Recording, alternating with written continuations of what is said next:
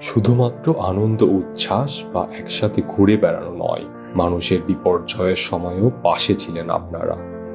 যেখানেই ছিল প্রয়োজন হাত বাড়িয়ে দেবার কিংবা মানবতার স্বার্থে এগিয়ে যাওয়া ছিল সময়ের চাহিদা, সেখানেই আপনারা হয়েছেন অগ্রপথিক। কখনো মানুষের পাশে এসে দাঁড়িয়েছেন সাহসের হাত নিয়ে, আবার কখনো বা জীবন বাঁচাতে অক্সিজেন নিয়ে।